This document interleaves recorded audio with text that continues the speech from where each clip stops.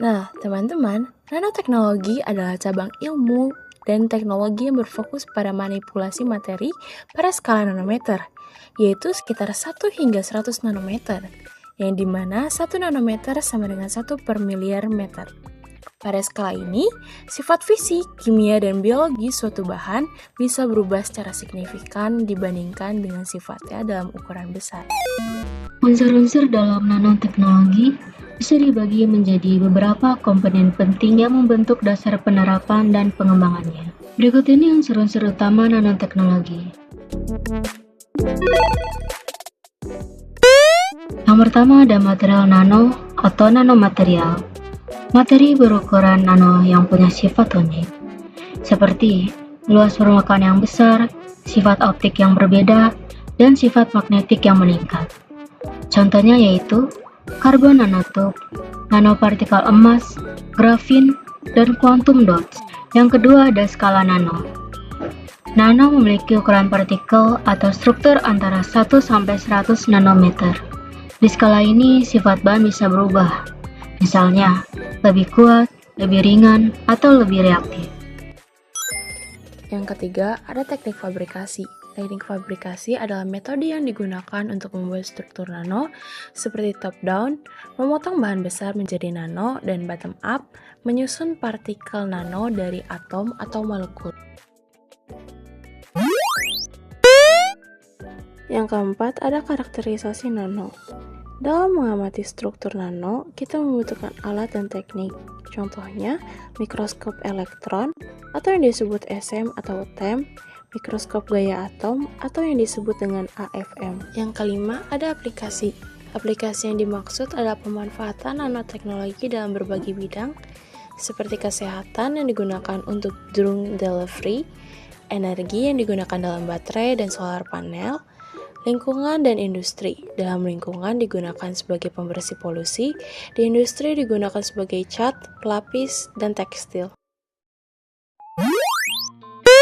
Nanoteknologi memiliki banyak potensi untuk meningkatkan produktivitas pertanian, seperti dalam pengembangan pupuk nano, pestisida nano, benih nano, dan sensor nano.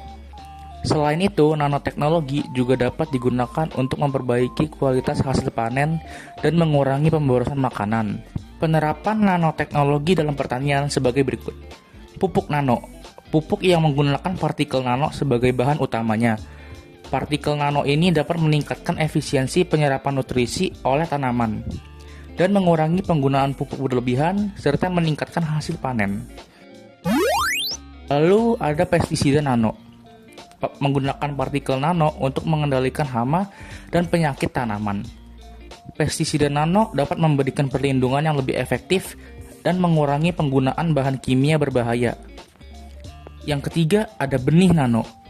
Benih yang dilapisi dengan nanopartikel untuk meningkatkan penyerapan air dan nutrisi, serta melindungi benih dari patogen. Benih nano dapat meningkatkan tingkat kecambahan dan ketahanan tanaman terhadap stres lingkungan.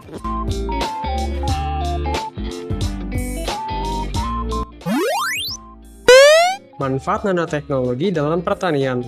Meningkatkan produktivitas tanaman, nanoteknologi dapat membantu tanaman menyerap nutrisi lebih efisien, melindungi tanaman dari hama dan penyakit, serta meningkatkan kualitas hasil panen.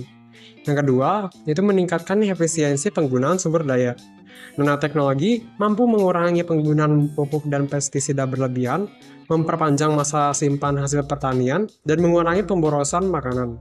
Yang terakhir, yaitu memperbaiki kualitas hasil panen. Nanoteknologi dapat membantu meningkatkan kualitas dan keamanan pangan, serta memperpanjang masa simpan produk pertanian. Nanoteknologi dimanfaatkan dalam bidang militer untuk membuat bahan pelindung yang lebih kuat dan ringan, serta untuk meningkatkan kemampuan sensorik. Pemanfaatan nanoteknologi dalam bidang militer sebagai bahan pelindung yaitu 1. Kevlar yang dicampur nanotube karbon menjadi rompi anti peluru, helm, dan perisai yang lebih kuat dan ringan. 2. Bahan nanokomposit serat karbon yang digunakan untuk membuat kapal yang lebih kuat, ringan, dan hemat bahan bakar.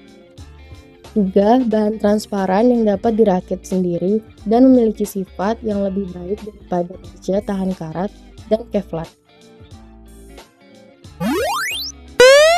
Sebagai sensor, lempeng microchannel untuk penginderaan malam hari dan sensor suhu. Nanomaterial sebagai sensor untuk mendeteksi senjata kimia dan biologi. Lalu yang terakhir, seragam tentara dengan serat nano yang dapat mengencangkan luka menjadi tourniquet.